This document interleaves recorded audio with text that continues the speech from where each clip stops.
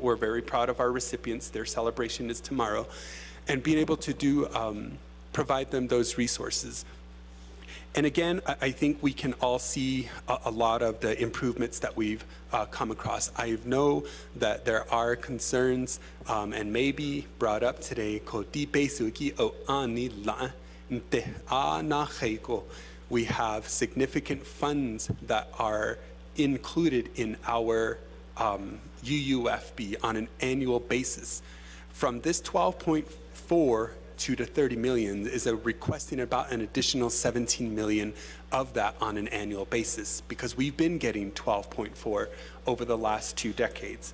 And so again, seeing those figures as the legislation stands, it's to begin in fiscal year 28. As you all know, included in this budget session is the initial 12.4 that has been allocated to our respective TCUs and scholarship. However, we did make an amendment at the Budget and Finance Committee meeting to initiate a 2027. That was the initial goal. However, with the legislation failing at BNF, that amendment also failed with it. So we look forward to initiating this into the 2027 fiscal year. Although I want to draw your attention to page 5 of 7, when we first initiated this conversation and seeing those figures, 4.7 do 4.2 do 3.5 aro yego la kwaiki 10 million holes ako oyo oshi o ani. Let's invest in our students, let's provide back, but how do we also strengthen that? Na kwaiki letter C on line 16 and page 5 of 7 aro ya go the next page on 5-6. It allows for a certain percentage, in this case 1%, to go towards teacher language, the net language teacher programming, to contribute towards their endowment, and to go towards K-12 education pipeline programs.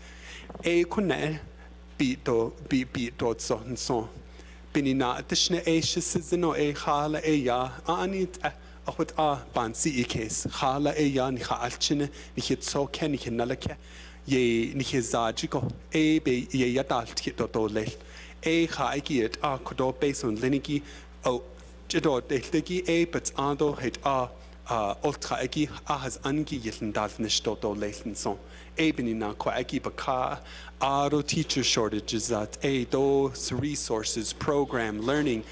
Our students and our families are very mobile. It does not matter if you go to a public, a charter, a BIE, a tribally controlled grant school. Our students are mobile and they move within their respective educational entities. Ako binina additional halate kwaeki yitendol nishto an le in the ultra do sagon naki adon le in the altraje ado bekedo hit kwaeki yitendol nish jo ni hin beswat binina kwaeki be tot son kwaeki binina kwa letter C do letter D. Aro in your Exhibit A, Exhibit B, and Exhibit C, to my respective agents who are all here with me, and I appreciate them for being present and really being flexible last week during the budget session, and then being very flexible this week as well. As we all know, sessions and any meetings are unpredictable, but we have our President of Navajo Technical University, Kodoshiche Dr. Elmer Guy, Aro Kodoshima, the interim president of the Net College, Aro Na Kuneshima, Ms. Graham from the Navajo Nation Scholarship Office. And so they're here, but the question and the reason for these exhibits was to ask and justify Beisuaki Jo Nadina Heje, Ahut Na Hegoj Hojujo Besun Jehodel, She Hate Choin Sinth Eid. Heit alchine aldo beichon sin eid. Haleit kodo nicha ultra has aniki aldo heit beichon sin eid. Akok adishtin do nashtin heit beso na kune with the increase agi she heit nancho de deal is. But the snow kwaiki ishta exhibit A do exhibit B do exhibit C. There's a lot of unpredictability coming out from the administration.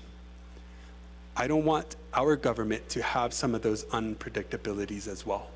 We have an opportunity before us to invest into our students, to invest into our programs, to invest into the purpose that our TCUs were established to create. When I attend the commencement ceremonies for both NTU and Dennett College, one of the questions they always ask is, who is an alumni of Dennett College or of NTU? I did not go to any of those, but I do see a lot of our relatives stand up. I see staff stand up. I see those who have graduated from the institutions work for the institutions. And being able to carry that recognition, whether you're on or off the Navajo Nation. We have many, many, many bright students who have gone through our TCUs, who have been recipients of our scholarship, who have been Chief Manuelito scholars, being able to do extraordinary things for our Navajo people. O ani aden hitato nadoka nahanda alnish a needsin o a hut a alto o bekesizinti de alto sato hut a aden. We have many relatives that also are very bright, who are motivated and who contribute at regional, state, and federal levels as well, who come from the funds that we invest into their education. And so I appreciate all your attention. I appreciate many of our students who may have joined us in here or who are listening online, our interns as well, for also your dedication and service throughout this week and moving beyond, many of those that are also working at your local chapter houses, your local facilities to work 2 weeks. We want to do more than 2 weeks of an investment. We want to do a forward funding, allow them to receive, and in here, how we have the legislation written out is there's no expiration. But anything can be revisited, as we know. There are laws a lot older than I am that have been revisited, that have been amended. So ajo alto pa a pohne zango at alto ajo ako di kwagi a kwan so zigi a baka e do khona baka da sha ako e hut a kwagi di sa be na hut a linigi 0169-25. Again, I proudly sponsored this legislation, and I appreciate Shana Kodo as my co-sponsor for this legislation. Honorable Carl Slater, colleagues, I look forward to any questions, comments, and overall your support to invest into the longevity of our students and ensure that they are supported by their Navajo Nation government. So I have my agents on site, and if we have any questions or comments, we stand here for any questions. I will have them come down. I have about 5 minutes to just join me here and introduce yourself. Dr. Almer Guy, if you can join me. Rose, Shema, if you can join me. And then our acting president, come join me here. Okay, we'll take two first. President Guy, as well as acting president. Which day?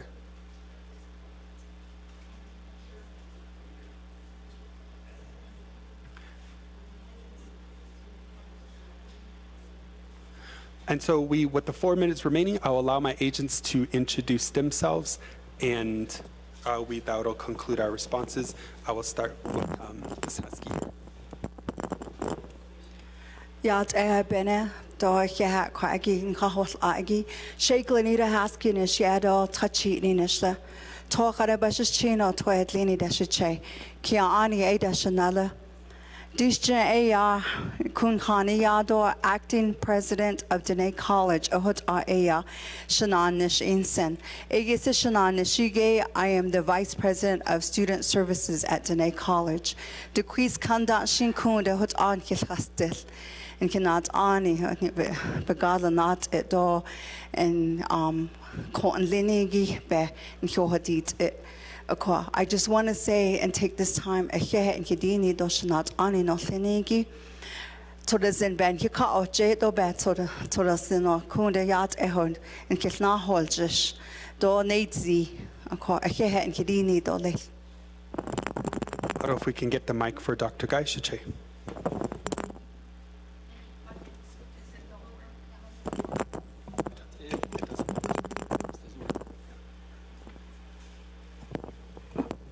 Yat members of the council, Shnanta and Oshenigi. She yat Elmer Guy, ya Yinshia. Ado donde Enschlenigi, ya Nanest Eje Tapai. Maro Maidish Gijni Ebashichin. Tohe Tlini Dashanale. Ado Torichini Dashiche. Higisina Shagi Yachin Lide. Tayido. Is not the Hasna Ado, you see, Shiaho Ade. A Conre Navajo University Ade Laishanache 25 years that's the watch. I started out as a Dean of Instruction, Ado Vice President for Student Services and Academics, Ado President Sadli Akoyate Akoyan Hial Tasa. Laida Altra or you, Zeltage, as Tuisani, a court, a young Altrasa, a call. Based on the court, what get I, you see, Yego Aya. Is the Lee Ultra, the Ultra sheet, the or on Hanelnish. A Koyat, thank you for this opportunity, members of the council. Here. Hakoshi Hache Aro Quagi Nidia Behe Abe Hastzi, Kodo Shaman Ha Nia Asto, Kodo Rose Graham, Ekodo Shata Achiko, Equagi, just Dato Shema for being here, as well as your dedicated service to our Office of Navajo Nation Scholarship and Financial Aid Assistance. Shata speaker, that concludes our responses. The presentation. Thank you, Honorable Dr. Endinez, for your presentation. And colleagues, I'm going to go into the floor for questions and comments. First, we do have Honorable Sherilyn Yazzie, 5 minutes to the main motion.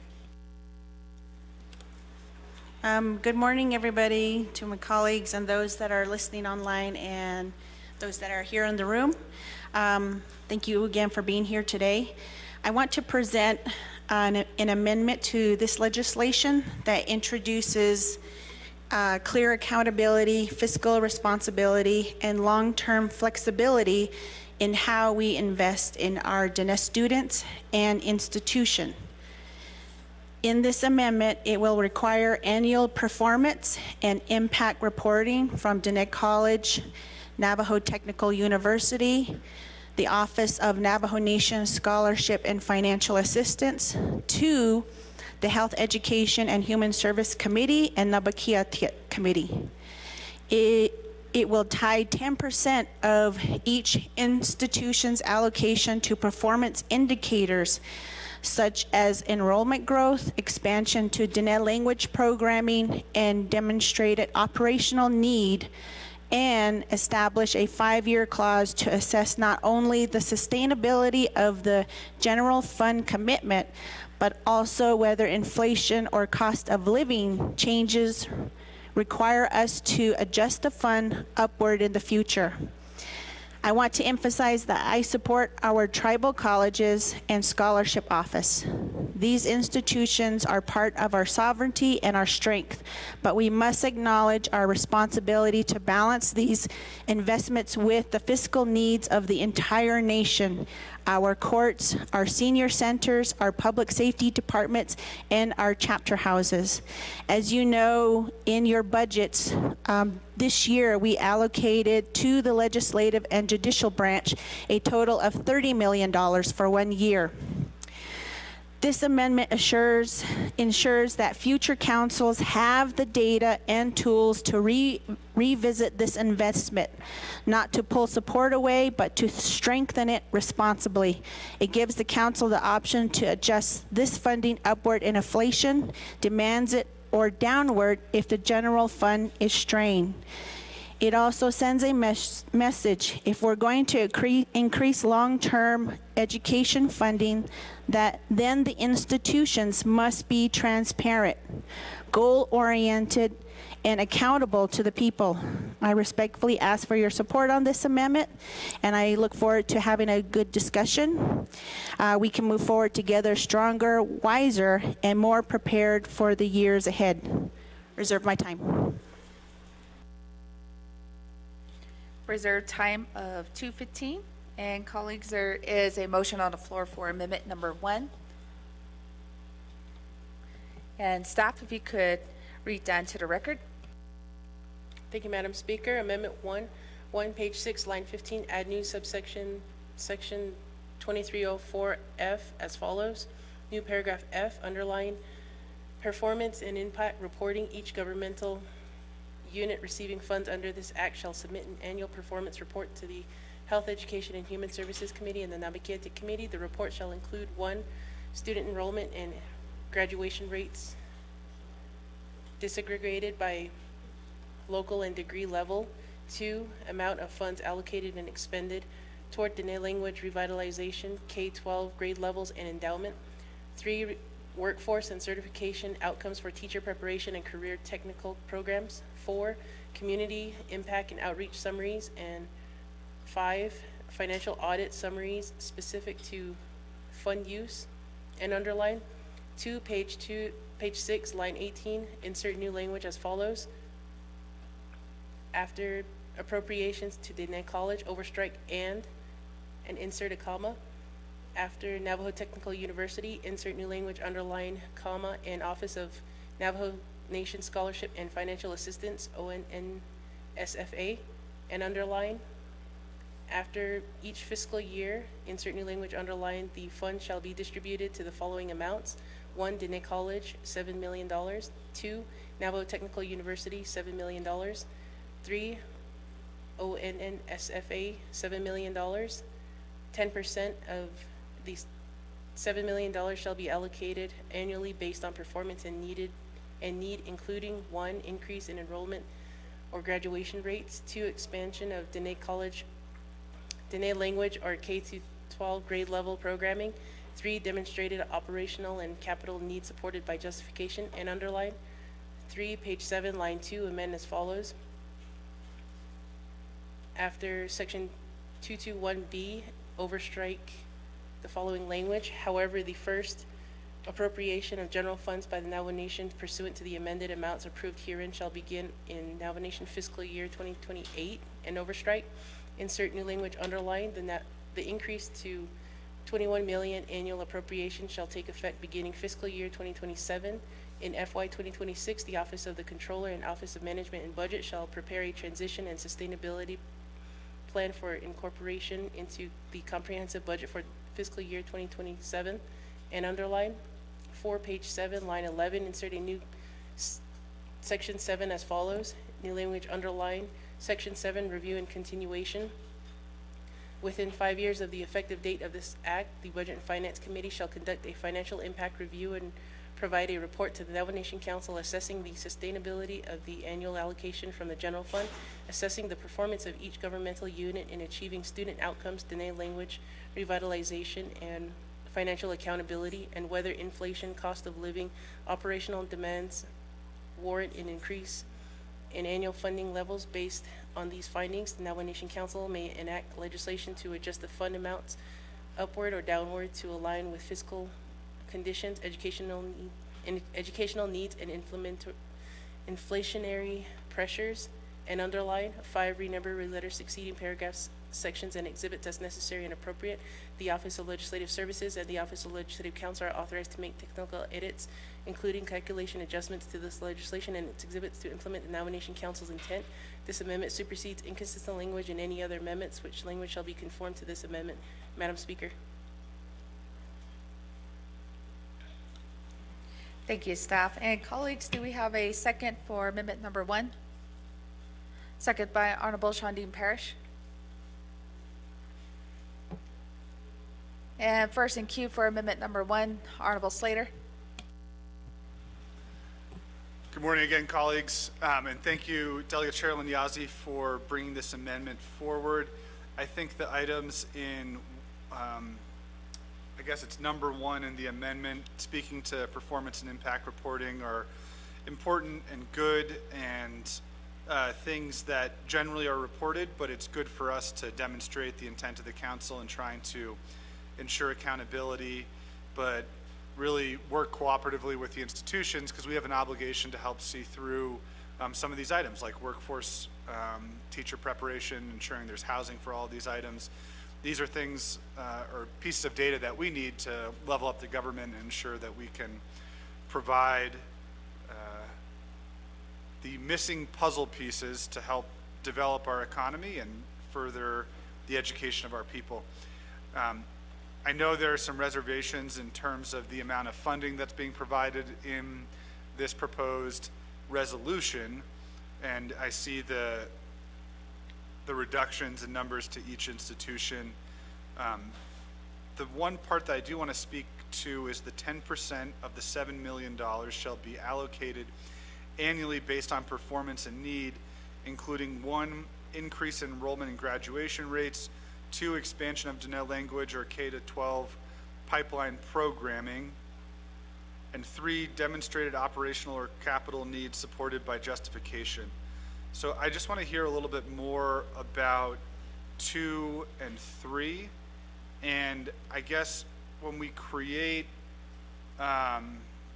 not means testing, but if you think about, you know, how money's allocated to different school districts or to institutions of higher education at the state level, I think, you know, you can get into that sort of spiral, right? Okay, you don't have teachers, you don't have resources, and so there's underperformance in a particular area.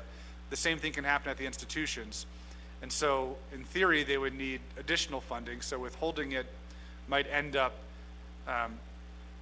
limiting or destroying, you know, the alleged purpose or the purported purpose for the money being made available in the first place. So when we do things like that, it could have the unintended consequence of just reducing the effectiveness of the schools and the money that's being provided. So if I can hear some more thoughts about what the purpose is there, well, not the purpose, but how we would actually confront those issues if we're going to limit the amount of funding that be made available to them, and I'll reserve my time. Thank you.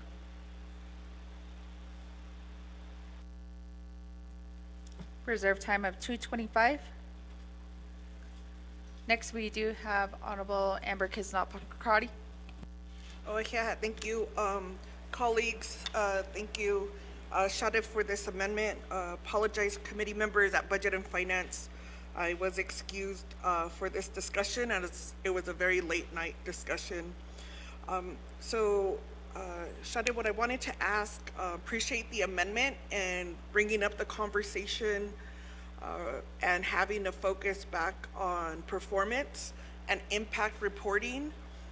My concern is in the original higher education grant, the institutions were had only identified 1% to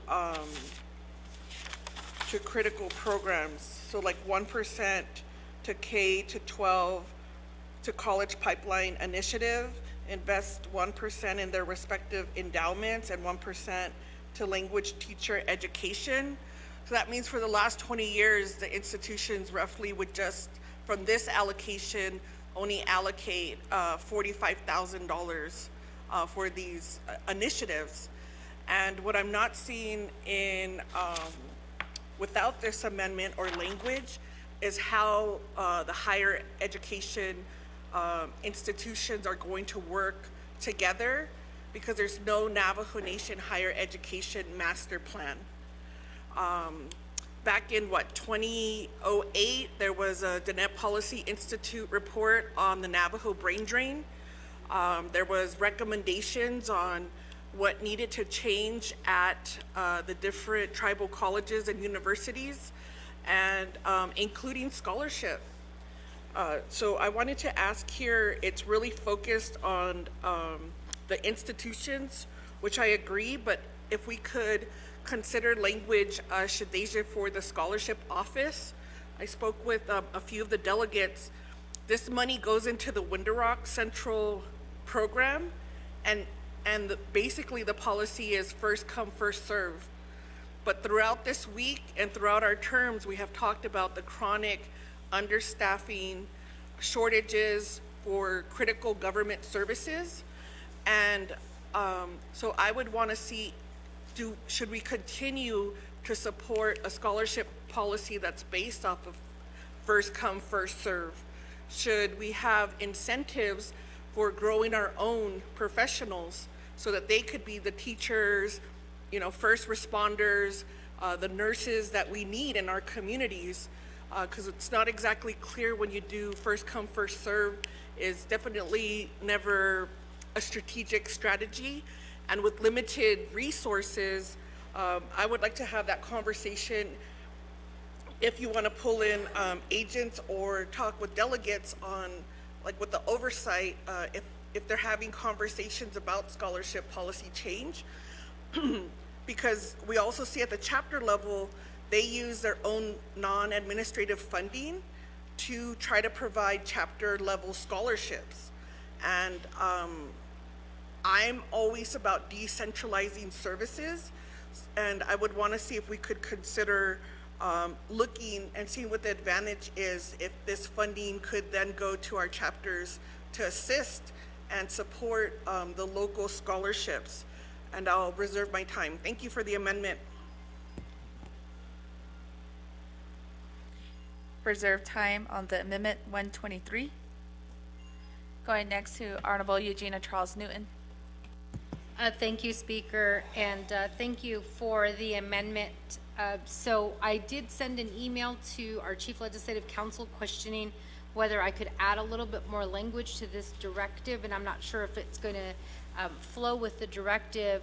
But what I want to know is, so first I just reviewed the annual reports in terms of what we're seeing with the scholarships and the amount of money that the Navajo Nation is giving each year to our students, and then that need that still exists. What I don't see is your retention numbers. Meaning like how many students apply in their first year and continue to go on to their second year, their third year, their fourth year. How many actually finish their degree? How many return back to the Navajo Nation? I want to know this because we state as elected officials that we want to invest in our future. We want to invest in our kids for the Navajo Nation, for the Navajo people. To me, investing means that the Navajo people are committing their resources, and in this case, it would be their money, because that's a lot of money. $30 million, and it kind of goes in line with the directive and like show us something, show us like the numbers, show us the data, show us that this $30 million is going to go and it's going to address the issues that this nation is facing. But going back to that investment idea, we're committing the Navajo people's money with the expectation that there's going to be a payoff in the future. And that means like to many of our elders, to many of our people who send our children off to college, we kind of have that expectation for them to come home to help grow the Navajo Nation, to improve life on the nation, to bring home what they learn and make things better here for us. And some of us have. Some of us, we did get scholarships, and we've come back, and we've taken, we've sacrificed in a lot of ways, to come back here to help, because that's our teachings, our grandparents' teachings, our parents' teachings. And I remember, my father saying the same thing to me, and him, encouraging me. Askoin lago nanta, is I remember what he said, and I did. I came back, and so what I appreciate the reports that are on your website, and I read them all the time, and I always wonder, how much money are we investing? And is it really coming back to the nation? Are we truly making that investment? And right now we're seeing an increase in the amount with the directives in place. But just know that I did send our Chief Legislative Counsel an email asking about some directive language. I don't know if it's going to flow with what request is here, but I think for me, it's just a request to get a little bit more information. I reserve my time, Speaker. Reserve time of 1:29, and I'll go back to the sponsor of the amendment, Honorable Yazzie. Thank you, everybody, for your comments and also your questions. And I do believe these are important questions that we are bringing up. For Delegate Slater, the 10%, the reason that was added in, it was to build accountability and incentive while ensuring our core funding. And I wanted to protect also our general fund from, any automatic growth in underperforming areas. And I think we're not taking away from our colleges, we're ensuring them to go further. So that 10% gives them room to reward high performance, support growing programs, and respond to their real needs. It's about making sure we're investing where it matters the most and giving the institution a reason to keep pushing forward. Delegate Crotty, I know you have a lot of questions. I don't know the answers to these, so I'd like to bring in the agents for the college. I really just focused on the language here.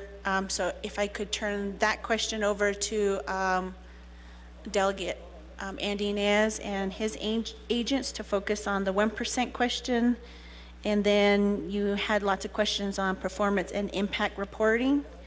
And you had also questioned how should we continue to support first come, first serve, especially when we need to be addressing, specific needs for our communities like nurses and, other specialty areas. So I want to do that. And then also for a Delegate Charles Newton, your question also on how much each of the retention rates, you saw that there was no reporting on retention numbers, and that was also kind of my question as well. And that's why in the amendment I tied in performance measures. I've not really seen those numbers before, but I'm also not on the Health Education Human Services Committee. And so I want to turn that time over to a Delegate Andy Inez and also his agents. Thank you. Thank you, Honorable Yazzie. Go to Honorable Dr. Andy Inez and your agents. Hakushin Aya Shadado Kodo Shanala Aroshamato Shade Kwaiki na Adinkiriki Ako Ani Hut when I was introducing the legislation, being able to maneuver that conversation, because I also see the importance of that investment. So that's where the percentages came from. I have also shared a lot of my own personal, based on my experience, based on what is shared to me regarding the scholarship applications, the concerns there, and then the data that was provided. So I do have Ms. Graham here. I'm going to ask her to come up to address those specific questions regarding the 1% when it comes to the filing of application for the first come, first serve, as well as the questions regarding the retention.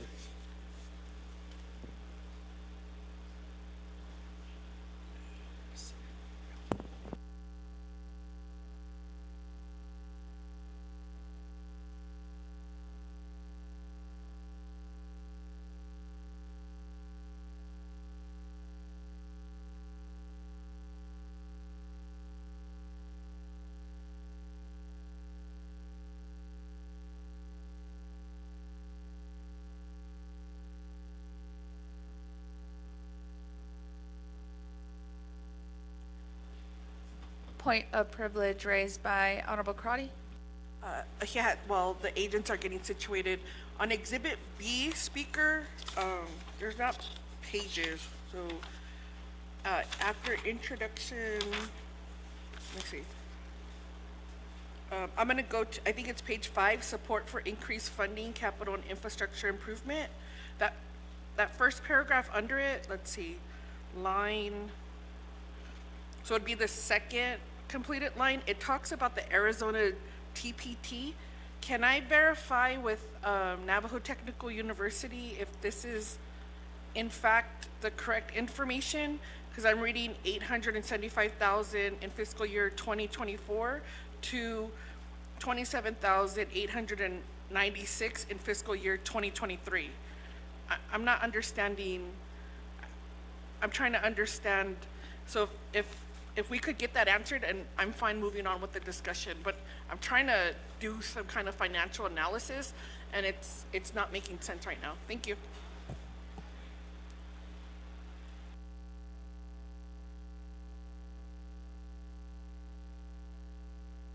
Thank you, Honorable Karate, for that point of privilege. So representative from NTU are here that could help answer that question.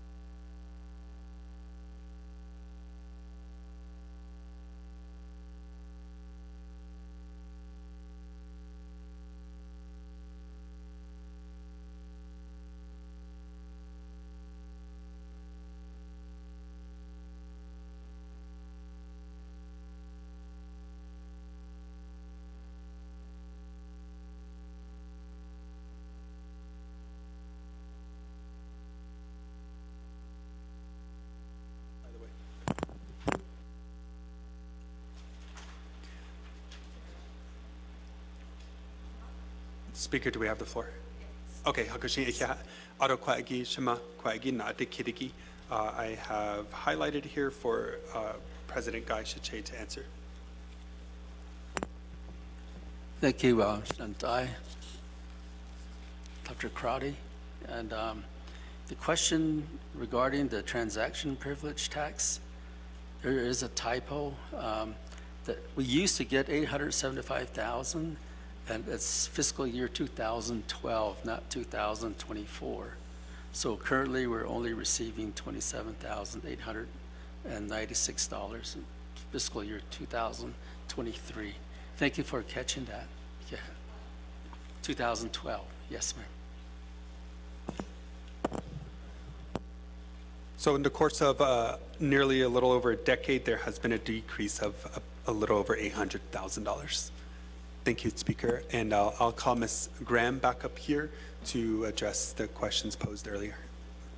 Thank you, Honorable Karate. That was that point of privilege question.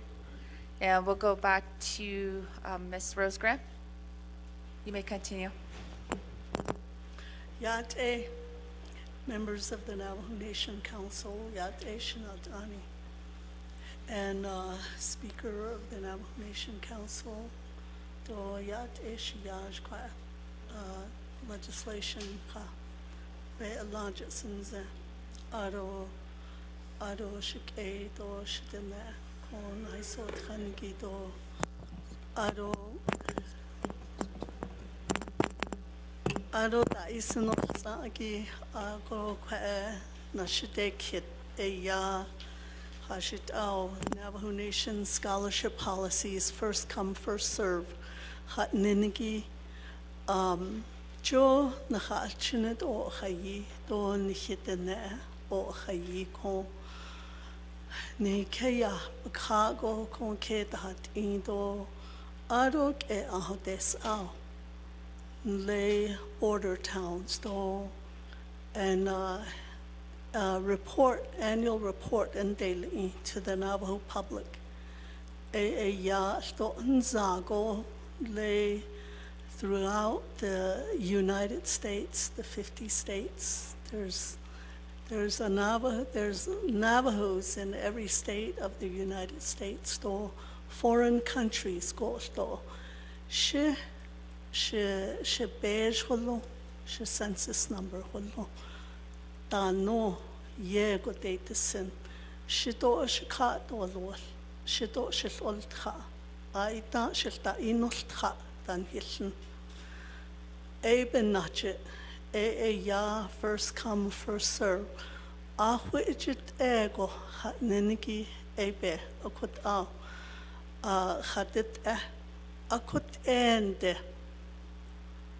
the scholarship policies.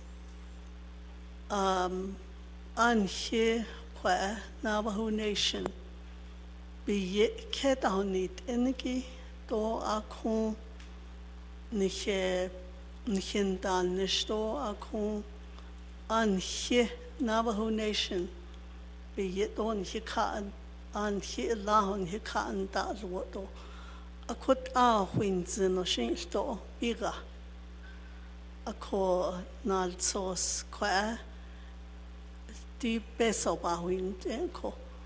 And you will also see that we have 4 trust funds. That's all an investment through the Navajo Nation government.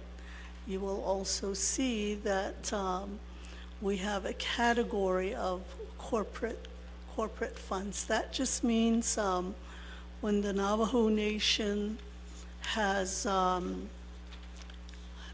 enters into a lease, energy or other leases, they always ask for an amount for the scholarship program. So that's what that is.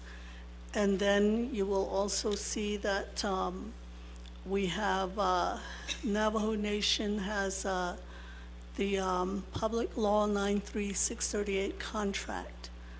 That is how the majority of our undergraduates are funded. AA undergraduates, the rest, graduate studies and the rest is funded by the Navajo Nation. And we are currently undergoing a review for the scholarship policies. We've been at it for quite a while. It went through the review process. It's at DOJ. We have 2 days of final meetings with our legal counsel before we finalize it, and then she'll sign off on it, and then it'll go to the president's office, and then to the Health, Education, and Human Services Committee. Before that happens, we can go to all your committees and in the form of a report, and you can all comment. We'll also put it on the, we have a Facebook page. We'll also, in addition to, even before the 5-day comment period, we'll put it on our Facebook page for public comment. Do a percentage we can do that. That's doable. It's just that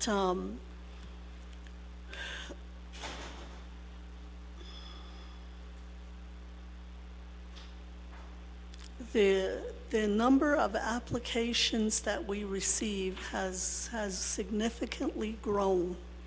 So within the latest is that it's over 14,000. And the majority of our students are in the Four Corners area. That's where they are. And then we don't have a number where we can say this is how much, how many have returned.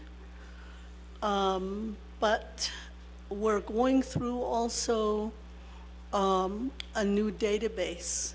We're going to contract for a new database. Right now we have what's called Empower. It's an Oracle database, and it's a lot of busy work. We're hanging on to a lot of processes. When you apply, we tell you to give us 24 to 48 hours so we can batch the data and put it into the system. So we are looking for a database where once you apply, you get all your information in there. Once you get a confirmation, all your data is in the system. And then we'll also have a better reporting system. Right now, a lot of the things that we do in the database is very manual. When we do check runs, when we pull data, our statistician goes through a lengthy process to pull data. So we can we have done retention rate in the past, so we can put out a report about the retention rate. We can give you a report in writing about the graduation rate. We can do that. I just don't have that handy right now. And then and I always encourage leadership to ask that question. What is the return on our investment? And that's what you're asking. Thank you for asking that question. When we've had a requirement, there's a basic language that in the policies that says you're expected to return to the Navajo Nation. When we've actually written a contract for students, we've had some pushback. I don't want to take this scholarship because I want to go for law clerkship or other prestigious positions outside the nation. And I don't want to take the scholarship if I'm going to be required to return. So then we talked about a much more, it's not an immediate return. At some point, return maybe within 10 years or whatever. And then sometimes we've had students call and say, hey, I want to give back to the Navajo Nation. What can I help you with? And we've had a lot of help with, we had one student from Alaska who worked. She was going to do our data, build our data, but then we decided to, she introduced us to a different program, so she's working with another program within Doty, working on data. So there is, students keep that in mind. They want to come back and help the nation. We've also had students that come back and say, you told me I have to come back, so I'm here for a job. I wish we had the direct connection to HR and say, hire this person. But there's been, and you've all heard, all the issues with HR.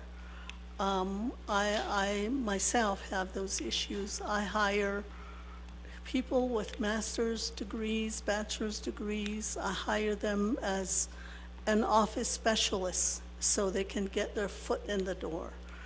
I don't understand how that could qualify you for as experience, but I have them do research or writing with, try to introduce them to the Navajo Nation rules and regs and bureaucracy.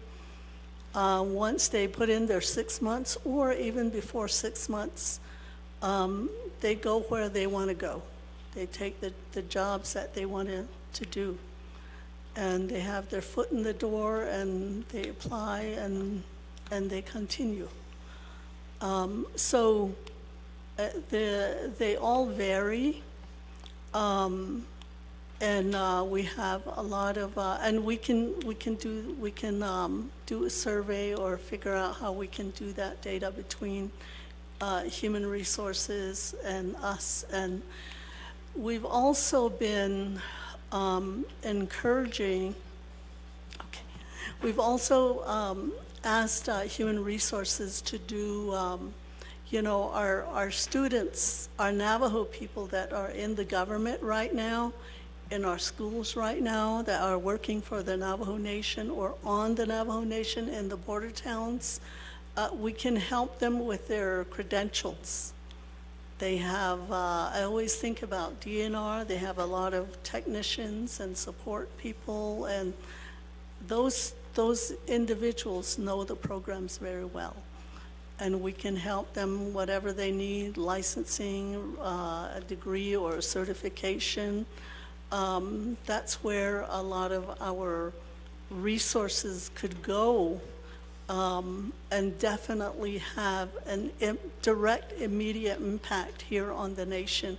Ahiahat. Ahiahat Shema Aro Korosh Nala as the motioning party. Aro speaker that concludes the responses. Ahiahat.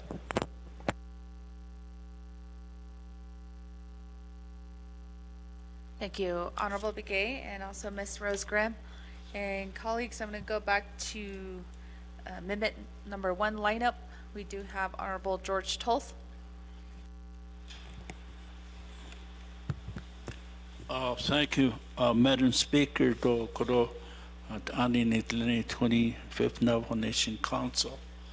Do shije I do support this initiative. Nin har chinapes of which hodil trade ni hita altato kenda ille.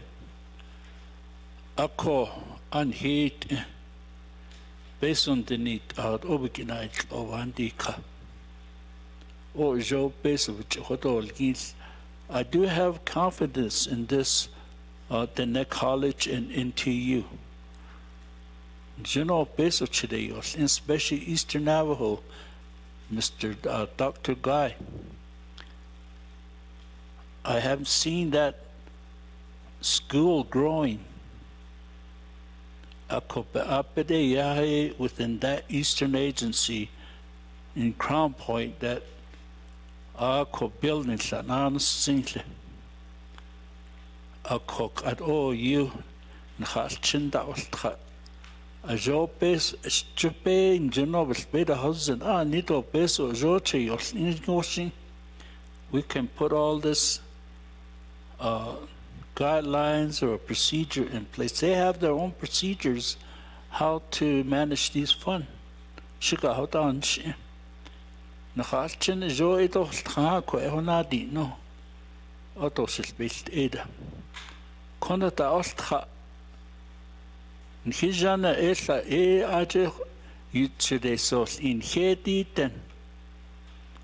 I only used my GI Bill when I came back serving the country. I never heard about scholarship in Window Rock until later on. So I do have confidence in this organization. They know how to spend this money. Ishashin Khad NTU Gahodita. Ishashin Khad the next college what Egi mismanaged Nengi Sugar Insano Jo Peso which Hodil Kuna da Osthat or less Yae Patropa Winton Jopatane Ik in dat ik ga. Nog die taal dat het niet kunnen aan zitten.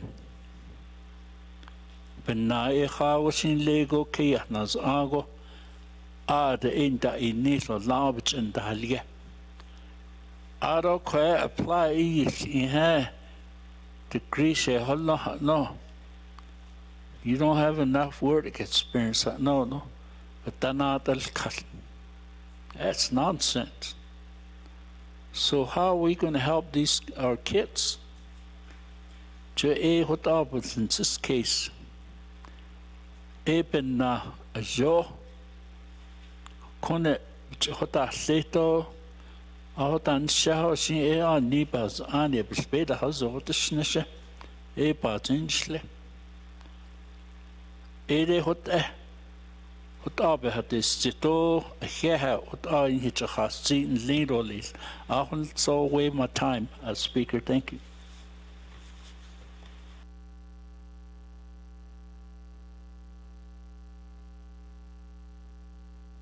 Yeah, Honorable Toth waives the rest of his time for those comments. Next, we do have Honorable Helena Nasbigay to amendment number 1.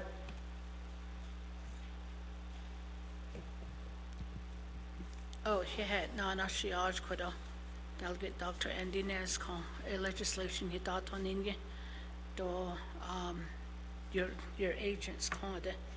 I don't the AD Koje by Ati. You know, I do support this, and we kind of discussed it a little at our HESI meeting. I don't the Shinsis case to a, you know, these certified chapters should get direct deposit to their check-ins, so they can directly to work with their students. Hala you Navajo Nation, it's a wide range that you students. Some students don't get their scholarship in time for school. Hadashi hadai kato hadashi kada mid-year go da anda bafal di da banna da hajele so certified chapters ro ibn yes certified abadilia. So what are a Jonensen I don't under a not just only higher education, but we should think about our children that are going like to get their apprenticeship or their journeyman, or you know their RN on the side. Nature, because we're not providing anything to those students.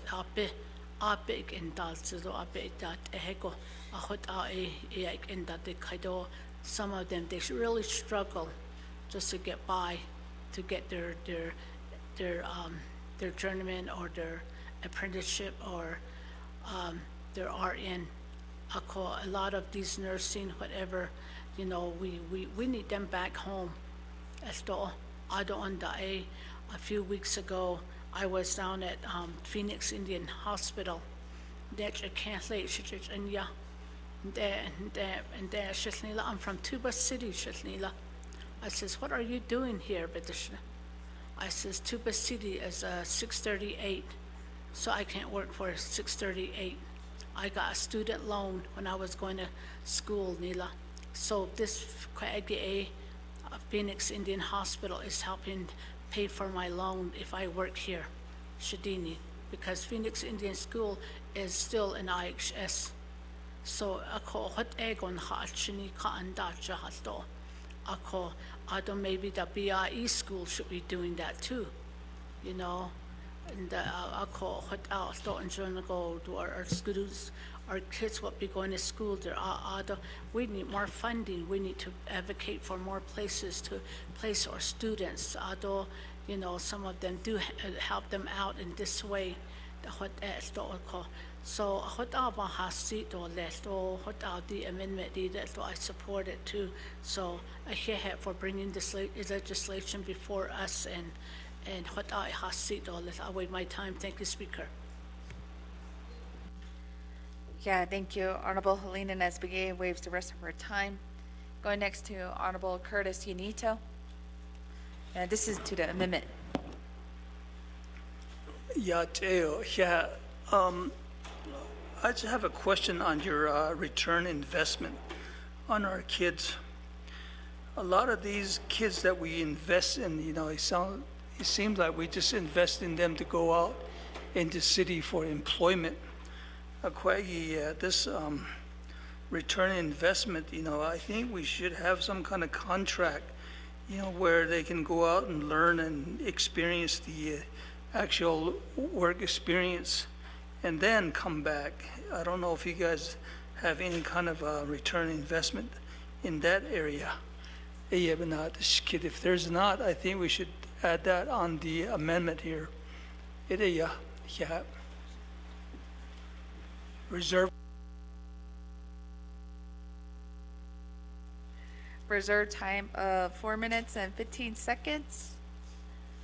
Yeah, I'm going to recognize Honorable Brenda Jesus. Good morning, Madam Speaker and colleagues of the 25th Navajo Nation Council. I also want to thank Kodo, your little brother, Sitsile, Dr. Andy Naz. Thank you for bringing this legislation and having your agents here be present and next to you advocating for the purpose of this financial need for our tribal college and university. I am in support of this legislation initiative. As I had gone back and got my graduate degree, I had to take out the full student loan, so I know how it is. And now having to pay back, it just seems like it's not going down. So I'll probably pay till I'm 70, 80 years old, I don't know. So with that, but I have a concern here. We talk about revenue projections provide a good financial trajectory over a specific period. The future revenue predictions, where we're at right now and still talking about how do we replace revenue flow, especially with the Peabody coal mine, the Chevron coal mining, and NGS, which has put a $40 to $50 million revenue loss to Navajo Nation. And I know that this council has been trying, and Resources and Development Committee, in regards to some proposals that have been proposed to the Navajo Nation that would hopefully replace revenue stream, but it's not going to be an immediate solution because you still have to get right-of-way completed, then you still have to get construction, so we're looking 10 years down the road. But in the interim is what I am, in a sense, worried about. I know that we are getting interest income off of the current trust funds that are currently structured under Navajo Nation, and looking at the future of the Navajo mine, how does that look? I think we're safe right now within this Trump administration, and then looking at the future of the Four Corners power plant. So I'm just kind of worried. I don't know if Budget and Finance had this discussion. We already have set-asides totaling about $60 million. And is this going to be reducing the financial flexibility of the Navajo Nation? So I don't know if this amendment that Honorable Sherilyn Yazzie is proposing is addressing that need. How do we go back and revisit this maybe every 5 years to say that, are we able to continue to provide the funding as you had structured it in the legislation? Because perpetuity, you know, we're saying it's going to be forever. And I think that we do have trust funds that are set up for every population that we have here on Navajo Nation and trying to meet the needs of our people. And we can't forget our workforce. You know, going forward, we have a 3-branch government that we always have to budget for personal salaries and the operational expense on an annual basis. So those are some of the concerns that I have, and I don't know who would be able to answer this question so that we don't put ourselves in a situation where we put the nation in a financial bind. So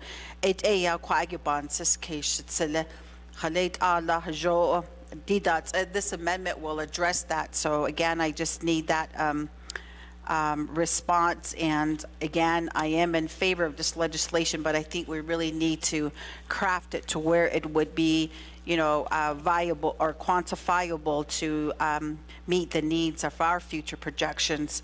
So that's just the only concern that I have. And I just wanted to bring those concerns up, Madam Speaker, and thank you for allowing this opportunity again for this legislation.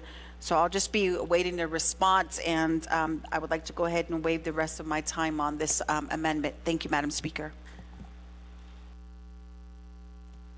Thank you, Honorable Jesus.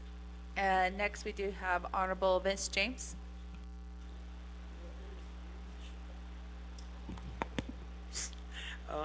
Nana Speaker, members of the 25th Navajo Nation Council. I'd like to elaborate on the amendment for 1, page 6, line 15. I see that we already received this information from the institutions.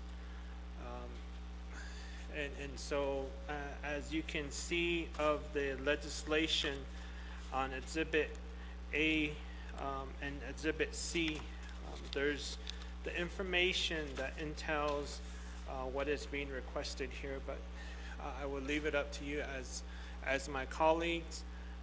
And then when they do come before Health, Education, Human Service Committee, or as an individual visit to the institution, they provide that information in depth to the leadership of the Navajo Nation, which is us as lawmakers and legislators. So they're not afraid, or they're not stingy to share that information. But I mean, if you want to word it this way and to make it look nice, I mean, I guess that's okay. But at this point in time, I believe the institution already does that work and provides that information. On top of that, I also do agree with Honorable Toth. We put a lot of stipulations, we put a lot of red tape on our kids, our Navajo children's funding. And there are already plans of operation policies in place within the institution on how the funding should be distributed.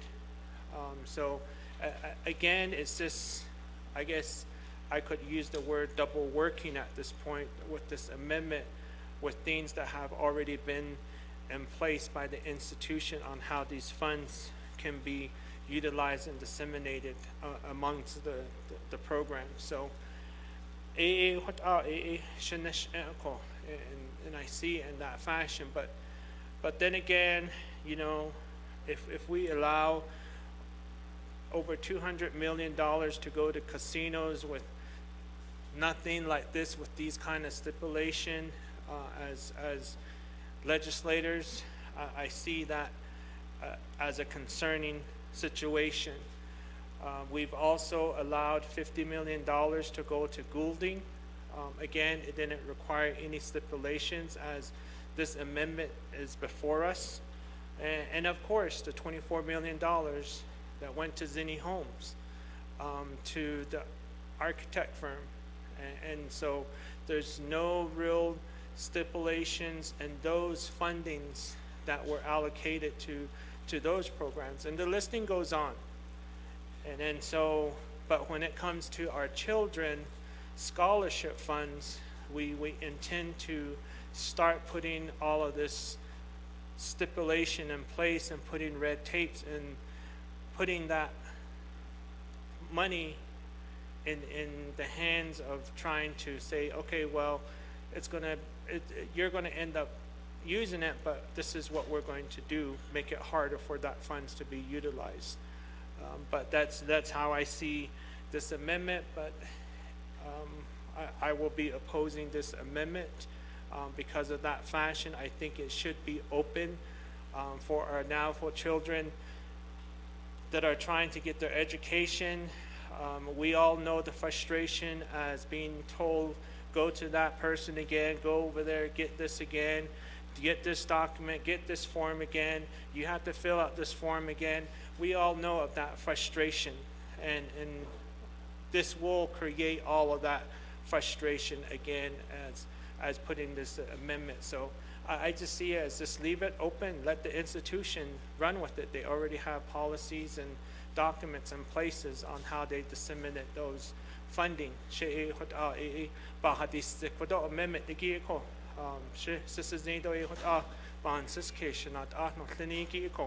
keep it a wide open, positive path for our children that are trying to get their education.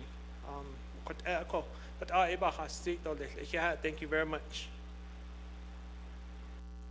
Okay, Honorable James, I'm going to go back to amendment number 1 sponsor, Honorable Yazzie.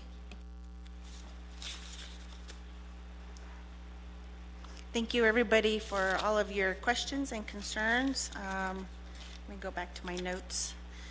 I did skip over one of the questions that Delegate Slater had asked about number 3.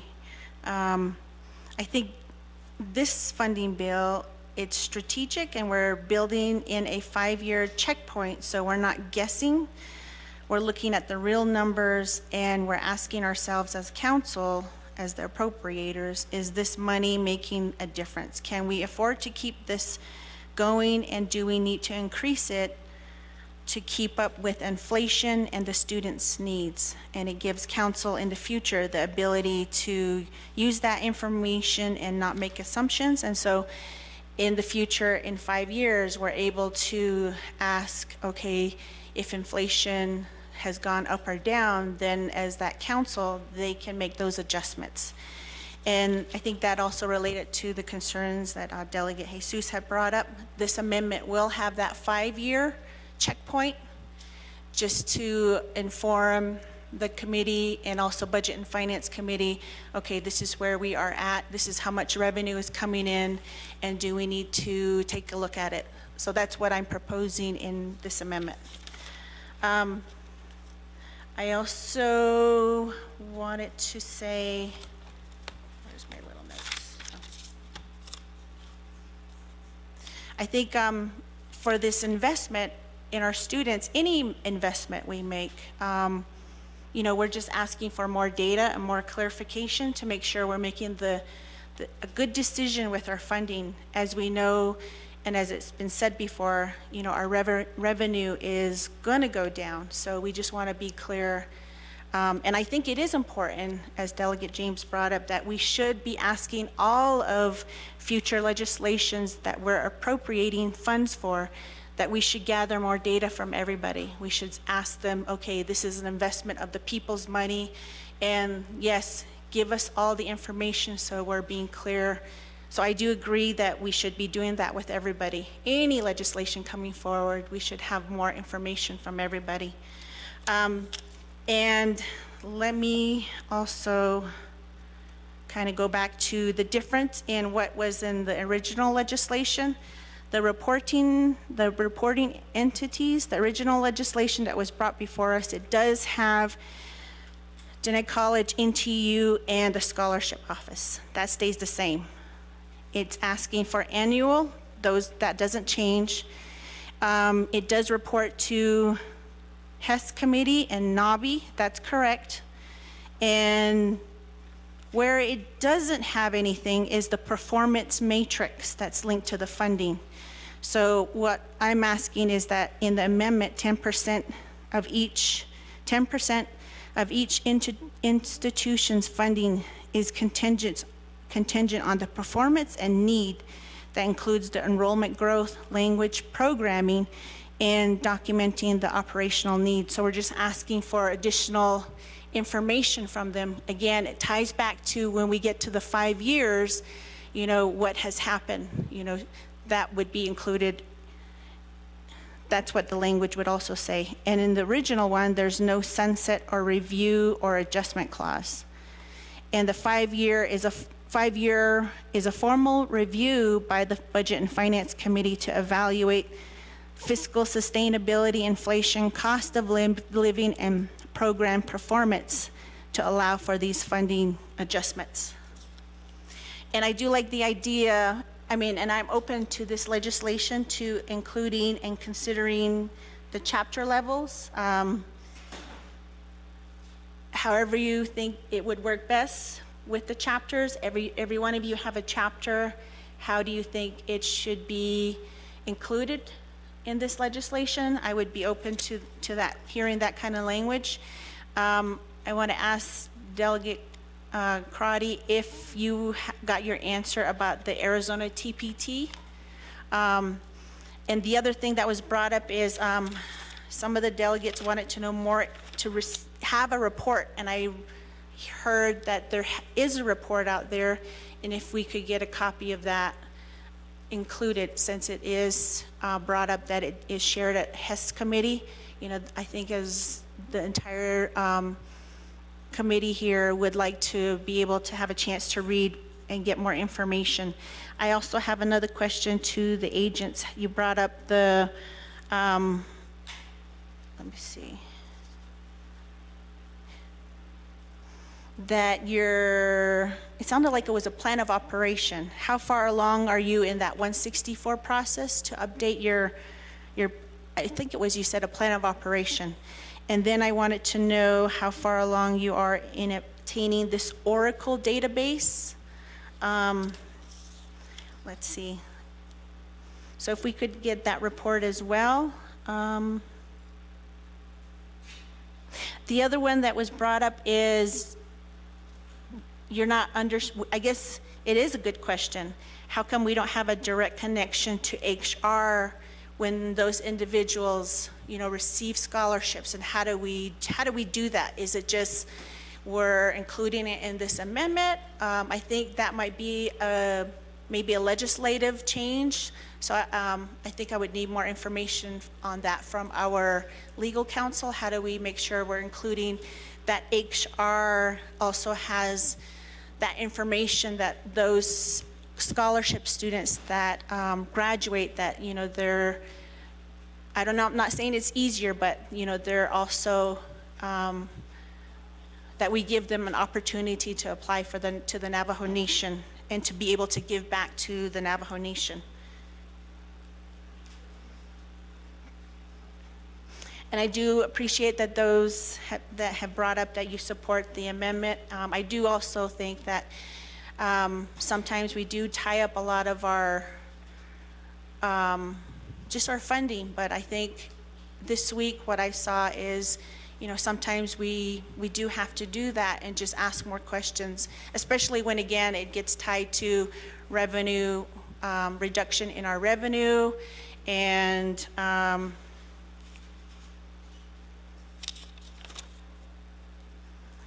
and that across the board we're trying to really make sure that we're all of our services are going to all of our people. Those are my questions, and I want to be able to loop in the agents as well. So I'll turn it back over to Delegate Andy Ness. Thank you. Thank you, Honorable Yazzie. We'll turn the floor back over to help assist on some of the questions that were raised from the floor.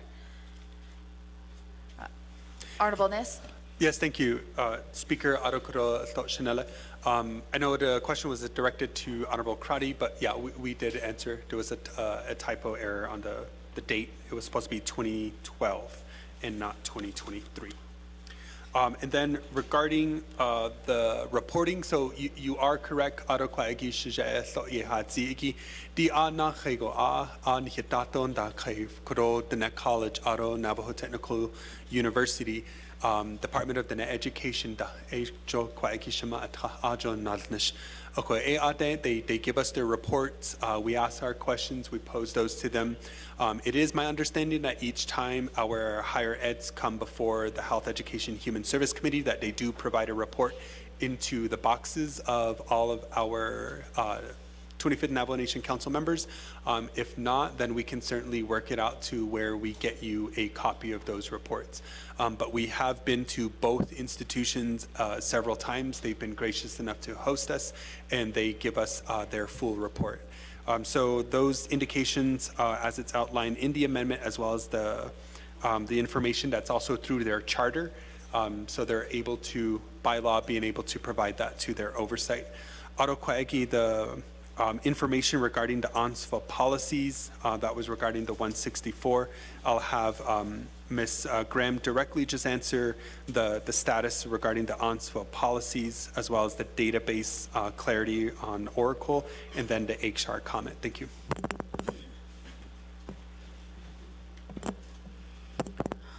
Yeah.